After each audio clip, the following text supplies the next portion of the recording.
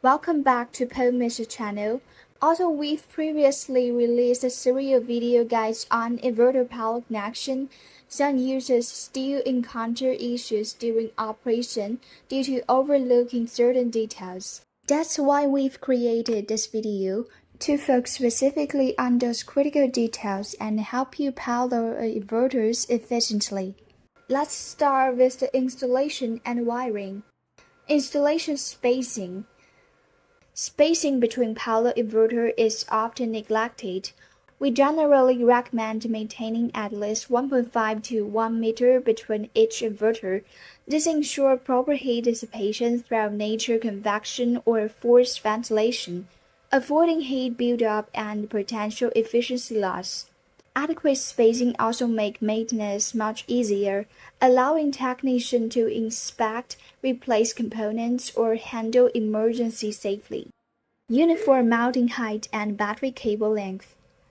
Some users overlook the importance of mounting all inverters at the same height and using equal length cables between each inverter and battery.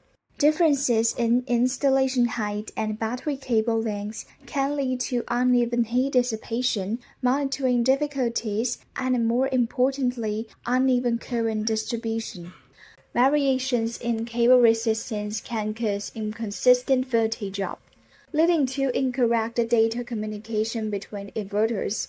This may result overload or decrease overall system performance.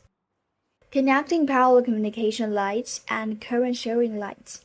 In a power inverter system, the communication light is responsible for synchronizing switching frequency and phase, coordinating operations such as MPPT tracking. The current sharing light ensures balanced current distribution. If we define each inverter's communication and current sharing ports at port 1 on the left and port 2 on the right, then when connecting the lights, you must connect port 1 of the one inverter to port 2 of the adjacent inverter, not port 1 to port 1. This detail is essential for correct system communication and load balancing. Power connection of AC input and output terminals. This point is specific to split-phase inverters, which have both L1 and L2 terminals for AC input and output ports.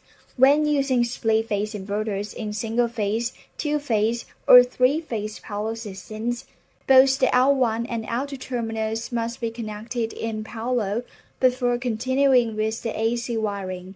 Connecting only L1 or only L2 is incorrect and will cause voltage and current inconsistencies, resulting in inverter faults.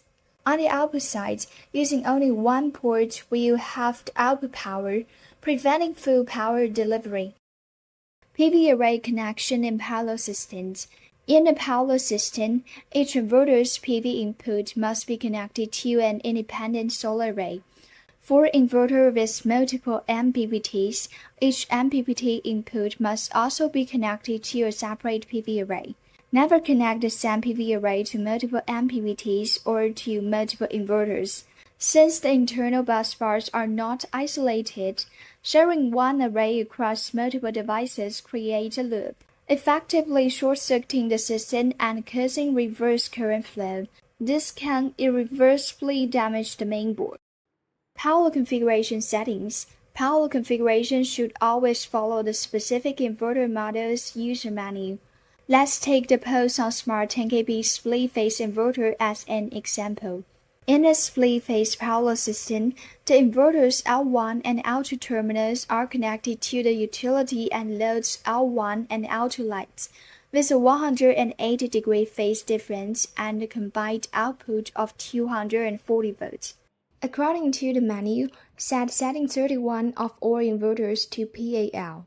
In a two-phase power setup, L1 and L2 terminals from each inverter are paralleled and connected to either the L1 or L2 light of the grid and load. The inverter connected to the L1 light should be set to 2P0, and the one connected to the L2 light should be set to 2P2.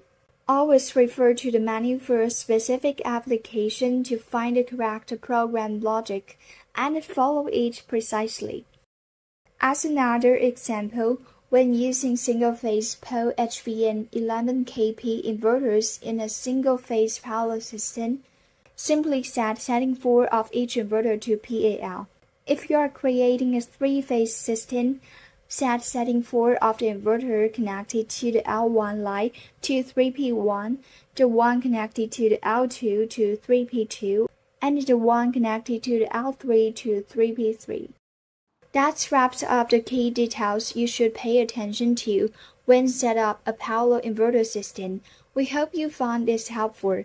Thank you for watching, and we will see you in the next video.